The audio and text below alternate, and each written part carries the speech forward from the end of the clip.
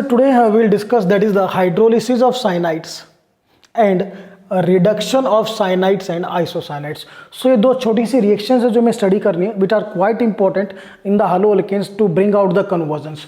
So इसमें first part में हम study करेंगे that is hydrolysis of cyanides. Clear to all of you? So first we'll discuss the naming of cyanides. इनकी थोड़ा naming के बारे में study कर लेते हैं. So बेटा if I will give you CH3CN तो common name क्या होगा? This is methyl और CN को हम लिखेंगे बेटा cyanide. Similarly if I'll give you CH3CH2CN तो बेटा ये आपका इथाइल ग्रुप है and it is written as ethyl cyanide. चलिए अब बात करते हैं IUPAC नेमिंग की. तो IUPAC में आपको पता है CN is a functional group जिसको हम नाइट्राइल से डिनोट करते हैं. तो यहां पर अब आपकी दो कार्बन की चेन हो गई. So it is written as ethane nitrile. Similarly यहां पर अगर आप देखिए the chain is of 3 carbon atom. So it is propane nitrile. ठीक है. तो हाइड्रोलिसिस में यहां पर हम जब करेंगे तो हमें एक कैटेगरी के कंपाउंड में और डील करना है अमाइड्स. तो उसका भी नेमिंग अभी देख लेते हैं. We have to deal in amides. तो नेमिंग ऑफ अमाइड्स और these are also set to be acid amides. So ये ऐसे कंपाउंड हैं जिनमें आपका जो फंक्शनल ग्रुप होता है CONH2. ये ध्यान रखना है. तो जो हमारा पहला कंपाउंड बनेगा HCONH2 ये हमारा पहला कंपाउंड. अगर आप इसमें कार्बन एटम इंक्रीज करोगे देन इट इज CH3CONH2 और इंक्रीज करोगे बेटा CH3CH2CONH2. ठीक है. और इसको अगर आप बेंजीन पे लगा दोगे तो ये इस तरह से कुछ अपीयर होगा. So let us study now HCONH2. पहले हम कॉमन नेम स्टडी करेंगे. कॉमन नेम में एक कार्बन के लिए फॉर्म वर्ड यूज होता है तो फॉर्मामाइट. दो के लिए वर्ड यूज होता है एसिड तो एसिटामाइट. 3 के लिए वर्ड यूज होता है प्रोपियोन तो प्रोपियोनामाइट. ठीक है. और बेंजीन पे अगर आपने लगा दिया देन इट इज बेंजामाइट. ठीक है. चलिए अब IUPAC नेमिंग जब हम करेंगे तो IUPAC नेम में यहां पर एक कार्बन की चेन है आपकी. सो मीथेन अमाइट. यहां पर बेटा 2 कार्बन की चेन है इट इज इथेन अमाइट. यहां पे हमारी 3 कार्बन की चेन है it is propane amide. And here this benzamide it is the same name as far as IUPAC is concerned और कॉमन नेम इज कंसर्न्ड. तो यहाँ पर हमने अब 2 नेम किए. अब इसके बाद हमें जो जो और यूज होने वाले हैं यहाँ पर हमें आइसोसाइनाइड्स के बारे में भी वर्कआउट करना है सेकेंड पार्ट में. तो थोड़ा उसके बारे में भी स्टडी कर लेते हैं सो दैट हमारी नेमिंग पहले ही हो जाए. सो नेमिंग ऑफ आइसोसाइनाइड्स. सो आइसोसाइनाइड में just see out CH3NC CH3CH2NC. ठीक है बेटा. या फिर हम बेंजीन के ऊपर इसको अटैच कर सकते हैं इस तरह से. तो कॉमन नेम अगर हम पहले लिखें दिस इज मिथाइल आइसोसाइनाइड. यहां पर इथाइल आइसोसाइनाइड और हेयर फिनाइल. बेंजीन को कॉमनली हम क्या लिखते हैं फिनाइल. सो फिनाइल आइसोसाइनाइड. जब IUPAC नेम का डिस्कशन होगा बेटा तो यहाँ पर एक कार्बन की चेन है वी विल राइट मीथेन और NC को हम नोट करते हैं एज कार्बाइल अमीन. इस नेम को लर्न कीजिए कि NC को कैसे नोट किया जाता है. It is as an IUPAC written as carbyl Amin.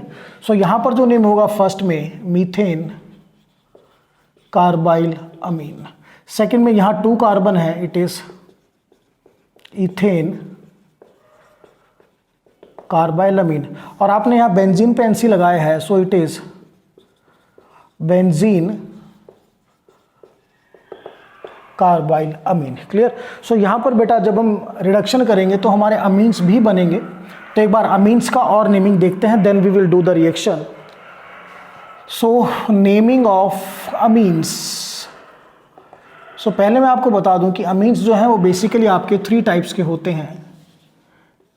Number 1 is primary amine, then secondary amine और बेटा नंबर 3 पे है आपका टर्शरी अमीन. सो प्राइमरी अमीन में जो आपका फंक्शनल ग्रुप होगा वो NH2 होगा, सेकेंड में फंक्शनल ग्रुप आपका NH होगा, और टर्शियरी में फंक्शनल ग्रुप सिर्फ आपको नाइट्रोजन मिलेगा। So just see the example, अगर हम प्राइमरी अमीन में स्टार्ट करें CH3NH2 हम ले सकते हैं, और वी कैन टेक CH3CH2NH2, या फिर हम बेंजीन के ऊपर इसको लगा सकते हैं इस तरह से, ठीक है। तो सेकेंडरी अमीन में अगर हम एग्जांपल लेंगे CH3NHCH3, हम इन ग्रुप्स को डिफर भी कर सकते हैं CH3NHC2H5। टर्शियरी में आपके 3 अल्काइल ग्रुप आ जाएंगे CH3NCH3NCH3, इनको आप डिफर भी कर सकते हो जैसे CH3CH2NCH3CH3, ठीक है। सो ध्यान कीजिए, प्राइमरी अमीन में आपको NH2 मिलेगा, सेकेंडरी में आपको NH मिलेगा, और टर्शियरी में आपको N। अब इनके नेमिंग क्या है, पहले कॉमन नेम के बारे में डिस्कशन करेंगे। Here it is methyl amine, it is 2 carbon, I will say ethyl amine, और बेंजीन पे अगर NH2 लगा दिया सो इट इज एनिलीन। ध्यान रखना, एनिलीन कॉमन नेम भी है और IUPAC नेम भी है, वेरी इंपॉर्टेंट। अब यहाँ पर मिथाइल 2 बार है, so I will write di methyl amine. यहाँ पर एक बार इथाइल एक बार मिथाइल है, तो अल्फाबेटिकली इथाइल पहले आएगा, therefore I will write ethyl methyl amine. यहाँ पर अगर हम बात करें तीनों आपके मिथाइल ग्रुप हैं, so it will be written as tri methyl amine. अब इसमें देखो बेटा, ये आपका इथाइल ग्रुप, ये 2 methyl group, so I will write ethyl di methyl amine. तो ये तो मैंने बताया रिगार्डिंग इनके कॉमन नेम्स के बारे में। अब हम स्टडी करते हैं इनके IUPAC नेम्स। सो IUPAC नेम्स, CH3NH2 की अगर बात करें, सो यहाँ पर एक कार्बन की चेन है, सो मीथेन अमीन। सिमिलरली CH3CH2NH2 का अगर बात करें, then 2 carbon chain ethane amine. Clear to all of you. चलिए, अगर बेंजीन के ऊपर हमने लगा दिया कुछ इस तरह से, ये हमने NH2 पे अटैच किया, सो बेटा यहाँ पर इसका कॉमन नेम एनिलीन इतना पॉपुलर हुआ कि now aniline is considered to be an IUPAC name. चलिए, सेकेंडरी अमीन में एग्जांपल देखते हैं। अगर मैंने आपको दिया CH3NHCH3, तो क्योंकि कार्बन एटम सेम है तो एक कार्बन को चेन बनाइए, ठीक है ना। अब यहाँ पर ये जो मिथाइल ग्रुप है ये नाइट्रोजन पे लगा हुआ है, सो पहले आप लिखोगे N मिथाइल, फिर आप स्टार्ट कीजिए अपना मीथेन अमीन। कुछ ऐसे भी कर सकते हैं CH3CH2NHCH3। अब देखिए सबसे बड़ी चेन कौन सी है, ये 2 कार्बन वाली, वो छोटी चेन है, तो ये आपका सब्स्टिट्यूएंट हो गया।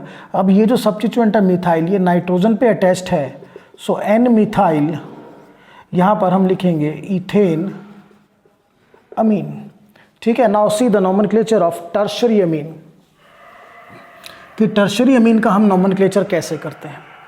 सो ये आपका टर्शियरी अमीन CH3N,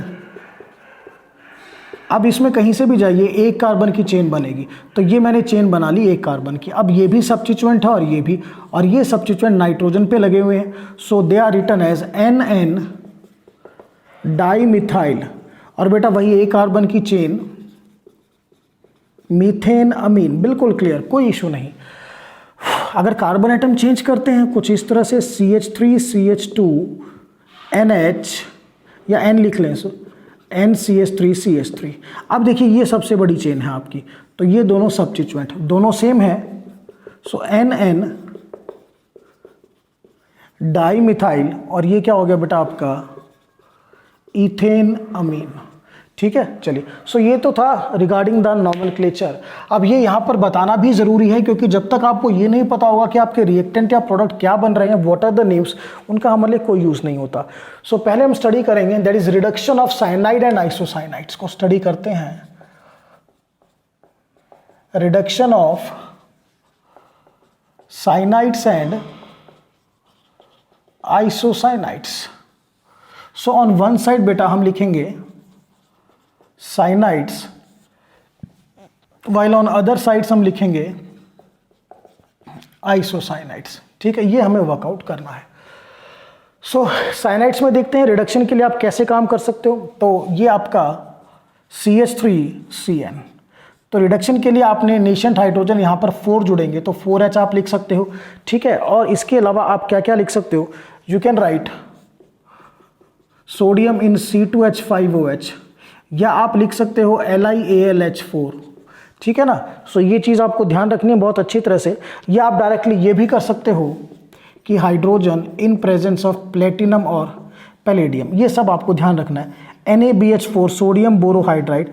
तो मीन जितने भी रिएजेंट्स हैं, जो रिएजेंट्स रिडक्शन को करते हैं वो हम यूज़ कर सकते हैं। अब रिएक्शन बड़ी सिंपल है, 4 नेसेंट हाइड्रोजन है, सो बेटा 2 हाइड्रोजन तो आपको इस पे लगाने हैं और 2 हाइड्रोजन आपको इस पे।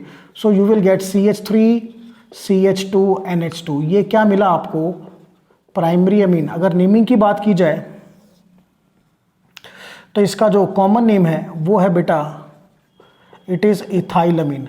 और अगर IUPAC नेम की बात की जाए देन इट इज़ इथेन अमीन। तो सबसे इंपॉर्टेंट मेरे को इन्फॉर्मेशन क्या मिली कि साइनाइड के रिडक्शन से मुझे क्या मिलता है, I will get primary amine. अब अगर मैं इसको चेंज कर देता हूँ, चलिए I will take some another. हमने लिया बेटा CH3 CH2 CN, अगर हम लेंगे वही 4 नेसेंट हाइड्रोजन, ये ऐसे आपको करना है इस बॉन्ड को, 2 हाइड्रोजन यहाँ लगाने हैं, 2 आपको यहाँ लगाने हैं। So you will get CH3 CH2 CH2 NH2। Clear, it is propane amine. सबसे इंपॉर्टेंट बात, जो आप यहाँ पे नाइट्राइल लेकर चले हैं, ठीक है, नाइट्राइल को आपने डायरेक्टली किसमें कन्वर्ट किया है, अमीन में। सो जब हम मेथड ऑफ प्रिपरेशन ऑफ अमीन करेंगे तो ये रिएक्शन काफ़ी इंपॉर्टेंट होगी वहाँ पे। चलिए अब बात करते हैं आइसोसाइनाइड्स की, ठीक है। मैं थोड़ा पहले बता दूं कि आइसोसाइनाइड्स से रिडक्शन पर हमें मिलने वाला है secondary amine. What we get, secondary amine. So चलिए यहीं पर करते हैं रिएक्शन, रिएजेंट्स आपके सेम हैं, ठीक है। सो दिस इज नाउ अब सेकेंडरी अमीन, सॉरी आइसोसाइनाइड में अगर मैं एग्जांपल लेके चलता हूँ, CH3NC मैंने लिया, ठीक है। तो बेटा ऐसे आपको लगाना है, यहाँ पर एक H और 3 H यहाँ पर। देखो साइनाइड में इक्वली डिस्ट्रीब्यूटेड हुए थे, साइनाइड में कुछ इस तरह से था, CH3CN में हमने 2H यहाँ पे लगाए, 2H यहाँ पे लगाए, NC में एक यहाँ पे लगेगा, 3 आपके यहाँ पे लगेंगे, तो प्रोडक्ट जो आपका आएगा CH3NH CH3 secondary amine. The name is di methyl amine. तो चलिए और एग्जांपल देखते हैं।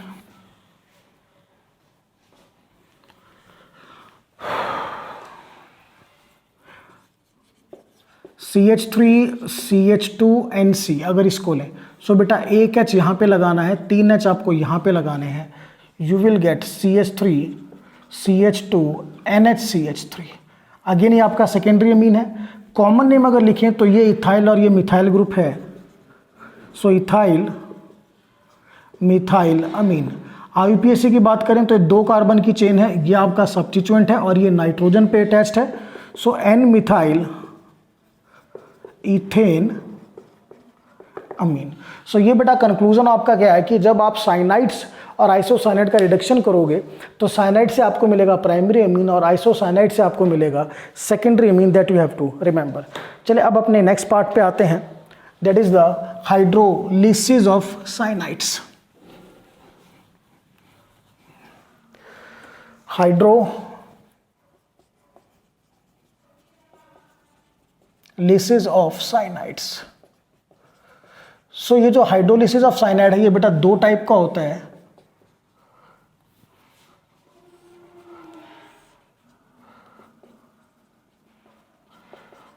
पार्शियल हाइड्रोलिसिस और कंप्लीट हाइड्रोलिसिस।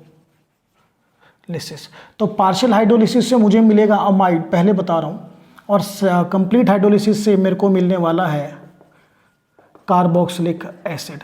दूसरा, पार्शियल हाइड्रोलिसिस में आप एक वाटर मॉलिक्यूल को ऐड करोगे, ठीक है। कंप्लीट हाइड्रोलिसिस में आप 2 वाटर मॉलिक्यूल को ऐड करोगे +2 वाटर मॉलिक्यूल, ठीक है। इस चीज़ को माइंड में फिक्स करना है कि अगर हमने 1 वाटर मॉलिक्यूल को ऐड किया, ठीक है, या हमने कहीं ऑर्गेनिक कंपाउंड या साइनाइड को 1 वाटर मॉलिक्यूल से ट्रीट किया, then it is a partial hydrolysis. और अगर 2 से ट्रीट किया, कंप्लीट हाइड्रोलिसिस। अब हमें इसके रिएजेंट्स को भी पता होना चाहिए कि क्या रिएजेंट्स हैं। तो आप ये देखिए, पार्शियल हाइड्रोलिसिस में आपको वाटर कम अमाउंट में चाहिए, तो इसमें जो रिएजेंट आप यूज़ करने वाले हो, यहाँ पर आपको ज़्यादा वाटर की ज़रूरत नहीं है, तो इसका मतलब आप यूज़ कर सकते हो कंसंट्रेटेड HCl, आपको पता है जो कंसंट्रेटेड एसिड होते हैं उसमें वाटर कम होता है।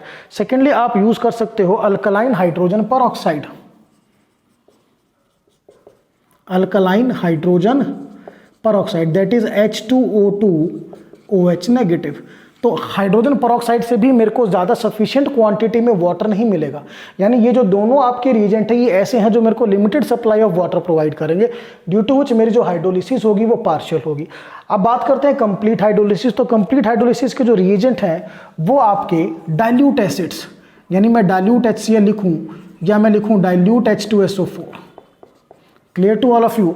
और दूसरे जो रिएजेंट हैं इसके कंप्लीट के, उसको प्रॉपरली देखिए, कास्टिक अल्कली। कास्टिक अल्कली क्या होता है आपका, NaOH, ठीक है ना, यानी मेटल के हाइड्रोक्साइड्स। सो यहाँ पर दो चीज़ों को अपने माइंड में बिल्कुल कंसीडर आपको ध्यान में रखना है कि आपको पार्शियल हाइड्रोलिसिस में ऐसे रिएजेंट को यूज़ करना है कि जहाँ से आपको वाटर मॉलिक्यूल लिमिटेड सप्लाई में मिले, और मैक्सिमम सप्लाई में वाटर आपको कब मिल सकता है, जब या तो आप मेटल के हाइड्रोक्साइड यूज़ करो जैसे आपका कास्टिक अल्कली सोडियम हाइड्रोक्साइड या पोटेशियम हाइड्रोक्साइड, या आप यूज़ करो dilute acid.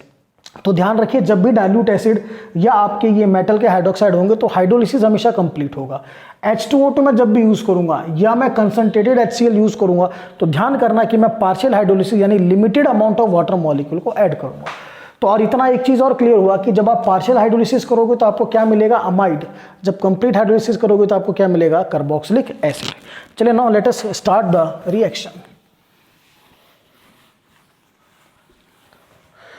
So the reaction is we will take cyanide CH3CN. So beta simple, we will use concentrated HCl or H2O2 in presence of OH negative. So technically अगर partial hydrolysis है तो उसमें आपको एक water molecule add करना है। कैसे, oxygen इस पे ऐड कीजिए और H2 इस पे ऐड कीजिए, तो क्या बनेगा, ध्यान से देखो, CH3CONH2, CH3CONH2 कॉमन नेम, दो कार्बन है तो एसिटामाइड, और अगर IUPAC का बात हो तो इथेनामाइड।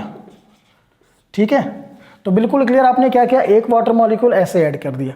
ठीक है, अब अगर इसी पे मैं एक वाटर मॉलिक्यूल यानी इसी के हाइड्रोलिसिस को कंटिन्यू फर्दर करूं मैं, ठीक है, तो इसी पे अगर आप एक वाटर मॉलिक्यूल और ऐड कर देते हो, ठीक है, तो वो कैसे ऐड होगा आपका, इन presence of acid.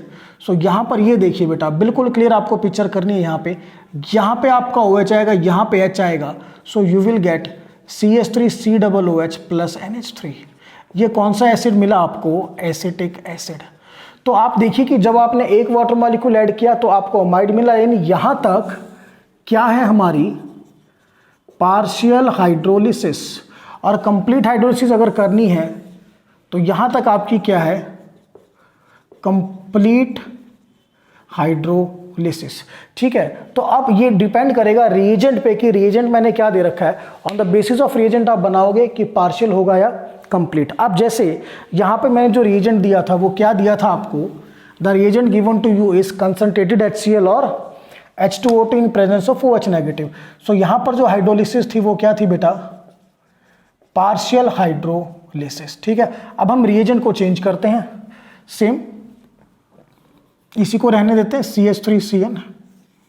Now reagent is I will give you dilute HCl और dilute you can say H2SO4 और NaOH, कुछ भी दें। तो कौन सी हाइड्रोलिसिस होगी, कंप्लीट हाइड्रोलिसिस। तो कंप्लीट हाइड्रोलिसिस का मतलब आपने दो वाटर मॉलिक्यूल को ऐड करना है। सो आपको पता है कि एक वाटर मॉलिक्यूल ऐड करने पर ये बना, तो अब इसका पहले आपको रफ वर्क करना पड़ेगा। रफ वर्क कैसे है, ये आपका CH3CN है, पहले आप इसमें एक वाटर मॉलिक्यूल ऐड करोगे इस तरह से, ऑक्सीजन यहाँ पे और H2 यहाँ पे, तो आपको मिलेगा CH3CONH2। फिर आपको एक और वाटर मॉलिक्यूल ऐड करना है और यहाँ पे आप OH ऐड करोगे, यहाँ पे H, तो NH2 और H क्या बना आपका NH3, और यहाँ पर CH3COOH। तो ये रफ वर्क आपको करना है। तो यहाँ पर अब कंप्लीट हाइड्रोलिसिस में मेरा जो प्रोडक्ट है CH3COOH plus NH3 that is acetic acid. ठीक है, अब हम इसको डायरेक्ट भी कर सकते हैं। डायरेक्ट कैसे करेंगे देखिए, उसका भी मेथड बताता हूं। तो डायरेक्ट में क्या करना है आपको, रिएजेंट आपने देख लिए, रिएजेंट आपने देखे CH3CN, ये चीज आपका है, ठीक है ना। कैसे करेंगे देखिए, सिंपल सा लॉजिक है, इसको ऐसे करना है। तो CH3COOH आपको यहां पे जोड़ना है, क्या जोड़ना है, OOH आपको यहां पे जोड़ना है, ठीक है, प्लस H और H आपको यहां पे जोड़ना है, क्या मिलेगा आपको, NH3। ठीक है, तो ये चीज आपको ध्यान रखनी है कि आपने कैसे डायरेक्टली काम करना है, पर इसके लिए आपको पता होना चाहिए कि आपका एसिड बनेगा, यानी N को हटाकर ये 2 कार्बन का आपने क्या बना, एसिड, CH3COOH, और ये बना आपका NH3, ये 3 हाइड्रोजन आपके आएंगे। ठीक है, यहां पर एक चीज ध्यान से देखिए, आपके 2 वाटर मॉलिक्यूल कंप्लीट हो रहे हैं, H2O और ये H2O, यानी मैं अगर इसको कहूं कि डायरेक्टली कैसे करें, आपने 2 वाटर मॉलिक्यूल ऐड करने हैं। ठीक है, एक बार इसको फिर से समझाता हूं बिल्कुल क्लियरली। ये आपका CH3CN, ठीक है, इस पे OOH और इस पे H और H। अब इसका अगर आप टोटल करो तो ये टोटल आपके 2 वाटर मॉलिक्यूल के बीच जाएगा। ठीक है, देखिए H2O एंड H2O, तो डायरेक्टली ये बन गया आपका। ठीक है, और अगर आपको पार्शियल हाइड्रोलिसिस करना है तो आपको सिर्फ 1 वाटर मॉलिक्यूल ऐड करना, उसका तरीका क्या बताया था, यहाँ पे O और यहाँ पे H2, तो ये क्या बन गया आपका CH3CONH2। बेटा ये हमने स्टडी किया कि जब हम साइनाइड्स को पार्शियल हाइड्रोलिसिस करेंगे तो हमें अमाइड मिलेगा, कंप्लीट करेंगे तो एसिड और दैट इज NH3 अमोनिया हमें मिलेगा। तरीका फिर से देख लीजिए कि जब 1 वाटर मॉलिक्यूल ऐड करोगे तो ये मेथड है, एक पर ऑक्सीजन दूसरे पर H2, और जब आप 2 वाटर मॉलिक्यूल ऐड करोगे इस पर OOH और नेक्स्ट पर HH और H, that is CH3COOH and ammonia. Beta, this is about the very important topic, that is the hydrolysis of cyanides and reduction of cyanides and isocyanides. That's all.